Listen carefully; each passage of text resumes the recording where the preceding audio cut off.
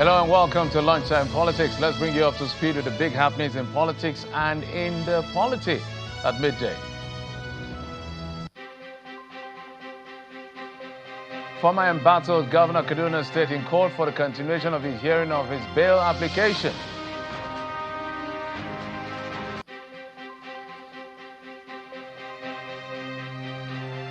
The Nigerian Senate approves request by President Bola Tinubu to expand the country's budgetary spending limit from 58 trillion naira to 68 trillion naira in the 2026 fiscal year. Also approves external borrowings of $6 billion for the federal government.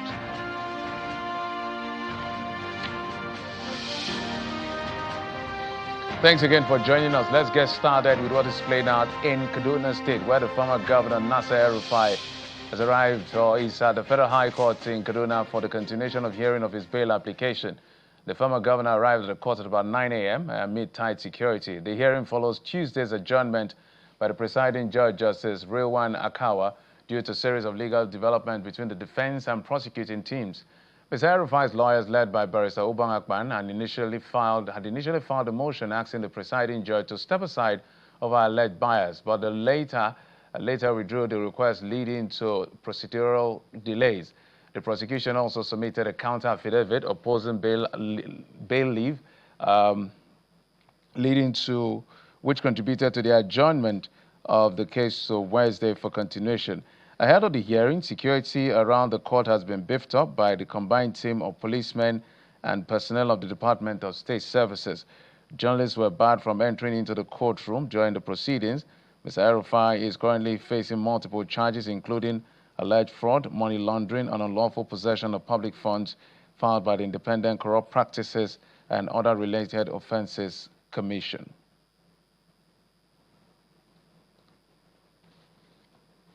Now let's get to that very disturbing story where survivors of Sunday night's attack in Ango-Rukuba are sharing their experiences from hospital beds as calm gradually returns to just not following the curfew imposed by the Plateau state government. While the restrictions emptied the streets, security personnel remain on ground to maintain order, with residents largely staying indoors in compliance. Suddenly, I had a gunshot on my leg, and it was rapid gunshots. From nowhere, I slept on the ground, waiting for them to see how the situation will go on. Before getting to my gate, I now saw this army truck coming, and they were shouting. So I became scared, and I started running. So they followed me, and they used their gun to hit my leg. When I fell down, they noticed that my leg was broken. So they now entered their car and left. We had a strategic engagement to see how we can police the entire town, how we can mount a very good surveillance, a sustained surveillance, so that we don't have any form of reprisal. The dastardly act does not call for any reprisal. This is an act of terrorists. These are acts that we considered barbaric.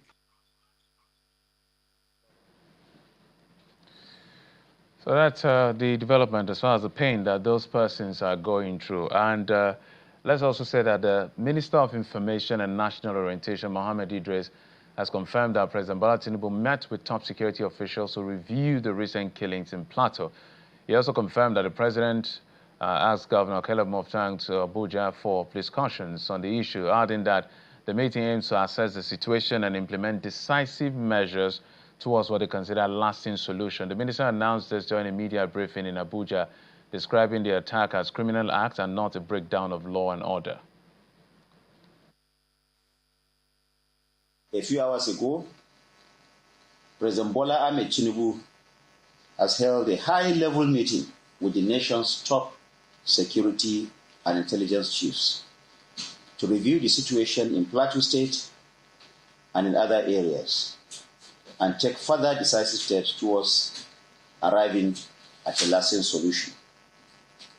Following this meeting, the Executive Governor of Plateau State, His Excellency Caleb Manasseh Mutwan, has been invited by President Bola Ahmed Tinubu to Abuja to chart a coordinated path towards lasting peace and security. The outcome of the meeting between President Bola Ahmed Tinubu and Governor Mutuang will be made public in due course. These actions underscore the seriousness with which the federal government is treating this matter and its firm commitment to ensuring that all necessary actions are taken promptly and effectively.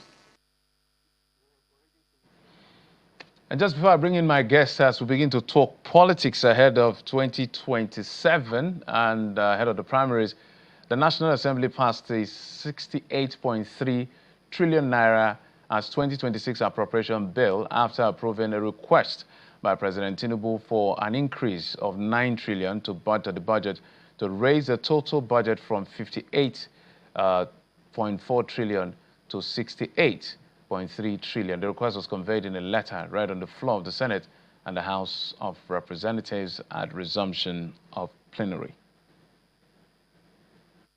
A bill for an act to authorize the issue from the Consolidated Revenue Fund of the Federation the total sum of 68 trillion 323 billion 309 million 818,667 naira only, of which 4 trillion 799 billion 628 million 911,860 naira only is for statutory transfers, whereas 15 trillion 809 billion 861 million 631,657 naira only is for debt servicing, while 15 trillion 427 billion 257 million 802,407 naira only is for recurrent non-debt expenditure, while the sum of 32 trillion 287 billion 61 million 472,797 naira only is for contribution to the development fund for capital expenditure for the year ending on the 31st day of December 2026. Bill read for the third time and passed.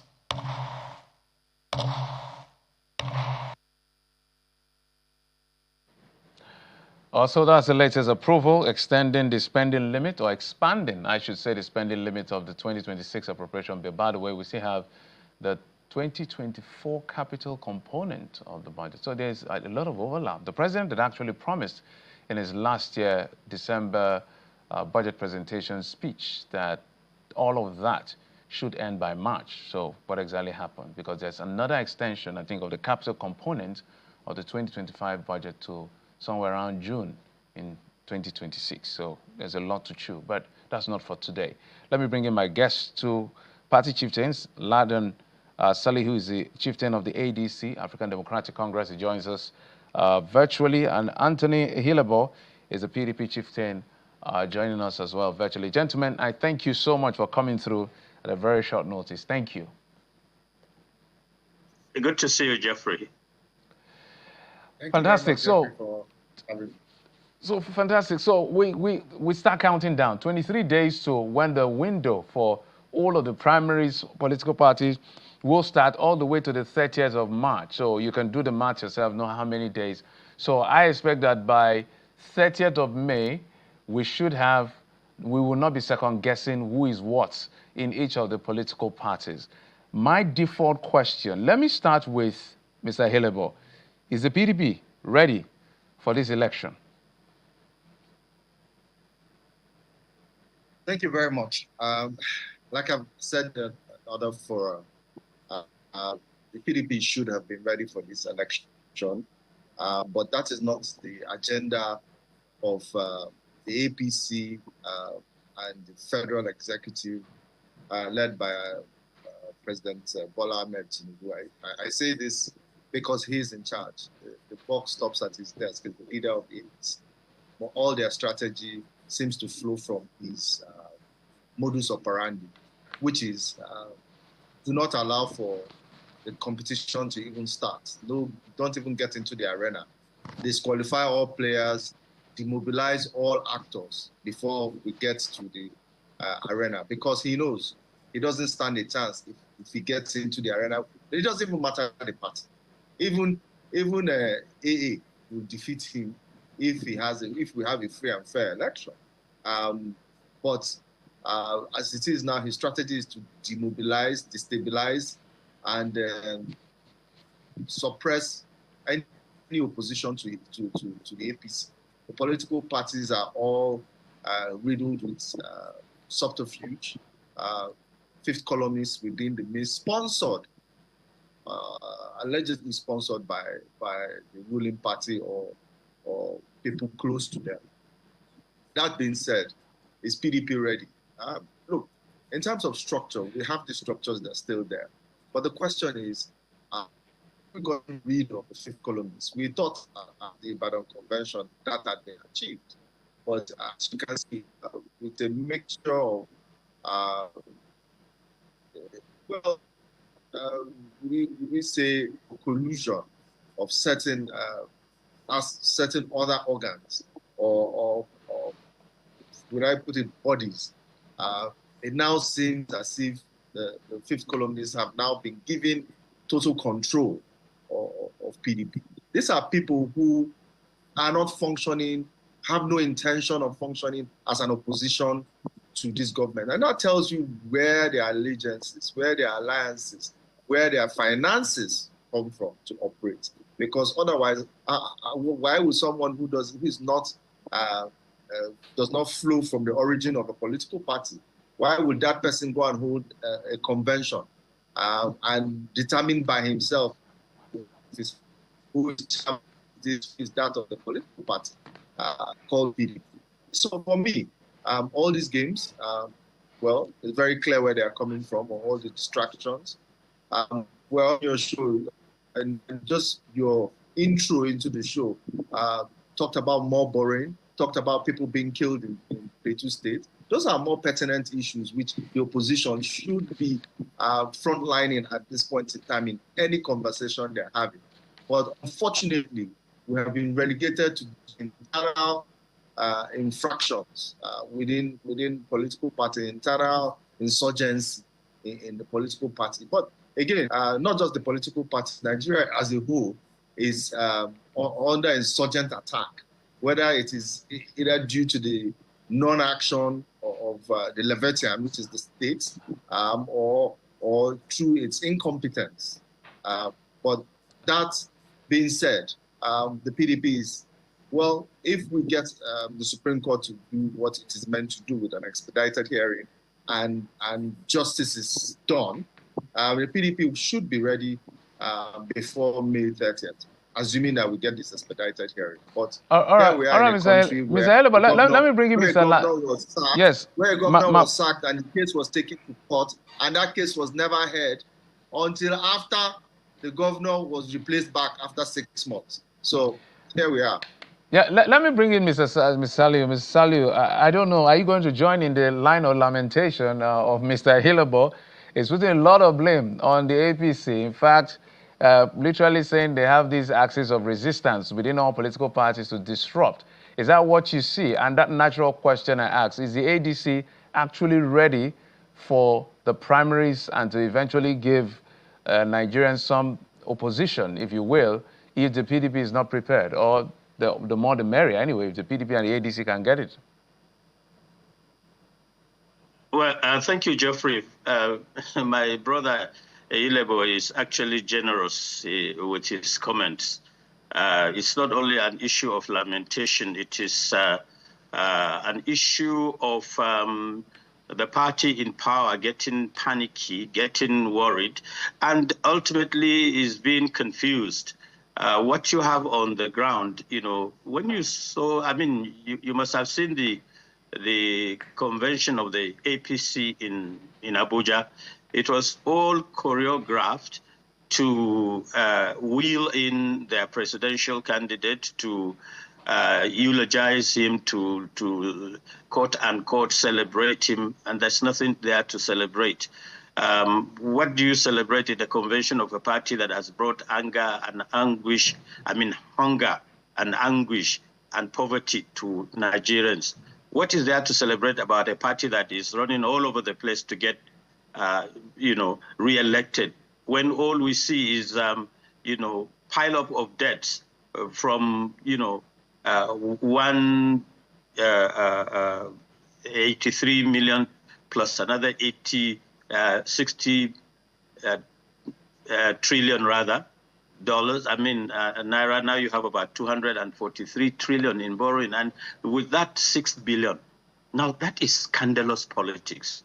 That is politics of, that is a guerrilla approach to politics. When you try to emasculate the political space, your opponents, to send in, like my friend said, fifth columnists, and people who got into the party yesterday, they were broke, they couldn't even afford their rent, and then today or the following day they were preparing for convention, and simply to ambush the opposition, entirely to create confusion within political parties, so that you can have inevitability of instability in those parties, thinking that you'll have a free ride. It is not going to happen, Geoffrey. Nigerians are wiser. In fact, the project politics of Nigeria today is not what the government seems to be oblivious about, is that, yes, we have an opposition that the government is fighting, but that the larger opposition to the government is in fact the Nigerian citizen. And they have 200+ million people to fight. They have over 100 million registered voters that will be up in arms legally to unseat the government in 2023. So the opposition parties are just providing the leadership in that direction. Now, the ADC, luckily, cannot be ambushed. Why? Because we are organized. Because we don't have, the kind of structure that they can lean on and destroy us. People are joining, and you cannot stop the gale of, defections from other parties to our own party. So going forward, we are organized, we are upbeat, we are certainly looking forward to the conclusion of these primaries, and we'll come up with the relevant candidates across all the competing platforms, from the state assembly right to the presidential level, that will give Nigerians not only a ray of hope, but the confidence to believe that Nigeria can rise and shine again, and that our country can still be the pearl of democratic norms and values that will be, the pride of Africa. So bring it on, APC. ADC is on board not only to checkmate you, but to defeat you. Let me bring in Mr. Hilaba. Mr. Hilaba, you are a lawyer. No one can litigate suspicion or disruption. You can only litigate evidence and facts here. So how are you preparing to take advantage of what is a possibility within the APC? For instance, I'm sure there are agreements. I even heard some states where I understand the governors had agreed that as condition for the lawmakers, it's a psychological thing when a governor defects with his lawmakers, or the lawmakers represent different constituencies in the state, it looks like the entire state is moving. But it's the politicians that are moving in the sense, as Mr. Salia has said.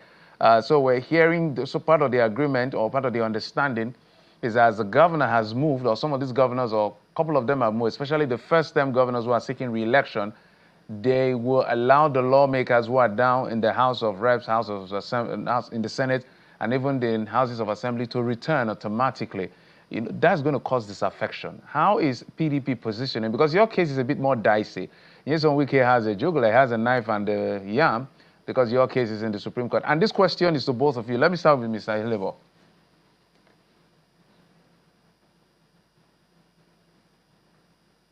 Again, let me respond. Let me respond towing the line of my big brother there in the studio. the other side. This election is not particularly against one political party. 2027 is shaping up, and I mean, it's just unless you're not really carefully looking at the human intelligence side of things. So what comments they're making on social media, how prepared they are for the election, what they want to do.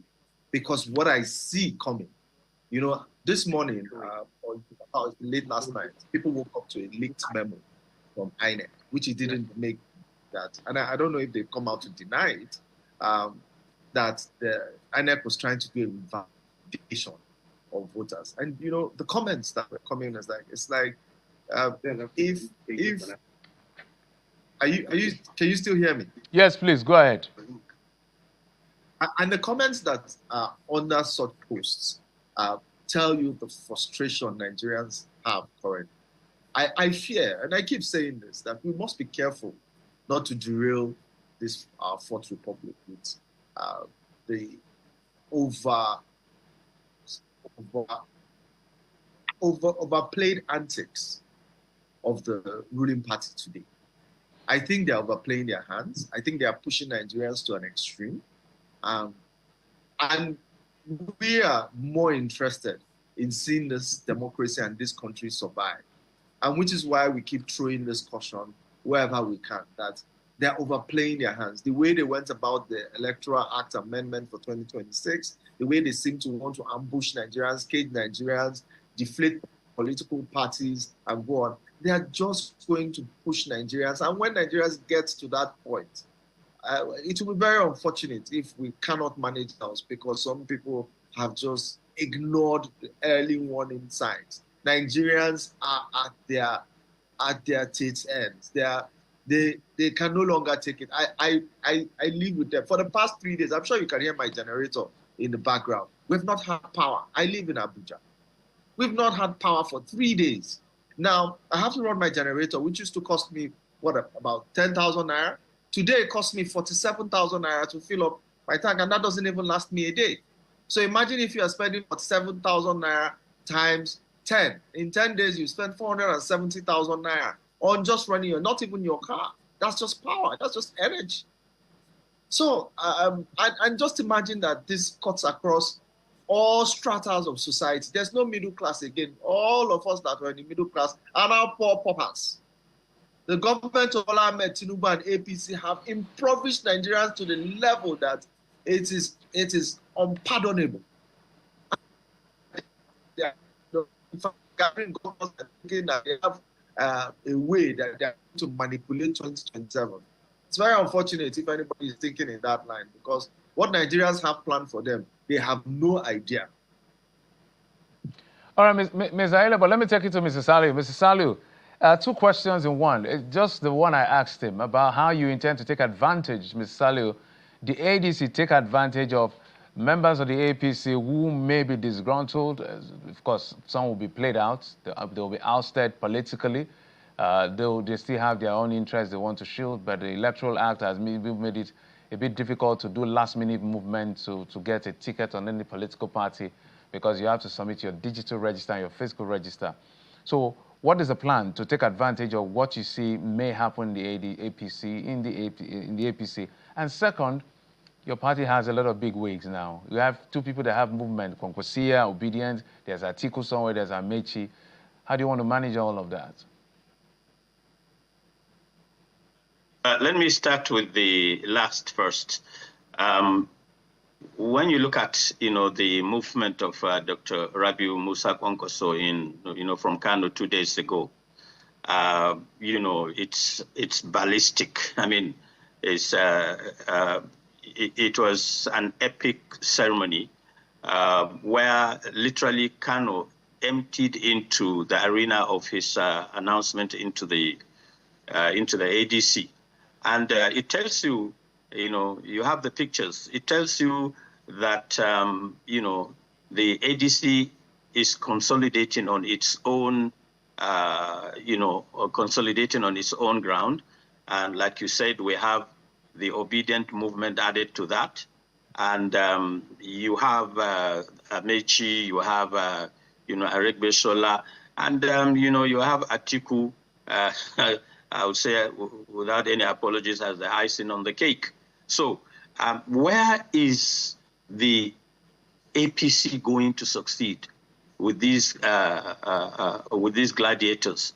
And when you, like my brother did say a couple of minutes ago, how are you going to fight a nation that you have brought about, a lot of agony to? How are you going to confront the people? What are the tactics that you will employ to engage Nigerians, to tell them that you have succeeded where you have woefully failed, to tell them that you have delivered where you are catastrophically, failing? What are you going to tell Nigerians really? Here we are in a nation where the global known tenets of democracy demands that the role of a government, first and foremost, is to provide, for the welfare and well-being of the citizenry, and then guarantee peace and security. What do we have in Nigeria today? Do we have peace and security? Absolutely no. Do we have the welfare and well-being of the citizen being at the heart of governance? No. And so where are we going as a country? It is a scandalous and embarrassing and situation that we found ourselves as the nation. So I can assure you that the ADC is welcoming all these gladiators, will aggregate all of them, and they have agreed amongst themselves that whoever emerges as the candidate of the party will be supported by the rest. All right. And Nigerians should just be worried about, the dirty politics that the ruling party is doing, and checkmate them. And we are very comfortable in our space to ensure that we're totally out of time, Mr. Saliu and Mr. Hilebo. It's going to be an ongoing conversation. When Mr. Hilebo, Mr. Saliu, when Mr. Saliu said they have agreed that whoever emerges, they are going to support. I know I heard Nyesom Wike said that in the last PDP convention. We know how that ended. So with politicians, I hold very little of what they say until in practice, whether they will stand by what they say. But who is the opposition the very best as much as possible, because we need opposition to have a viable democracy. Mr. Anthony Hilebo, lawyer and the chieftain of the PDP, Mr. Ladan Sali, who is an ADC chieftain, thank you so much, coming at very short notice. I appreciate you both. I really do appreciate you. Thank you. And that's it on the program. Thank you so much for your time and company. I'm Jeffrey Uzoma. You've been served on Lunchtime Politics. Bye-bye.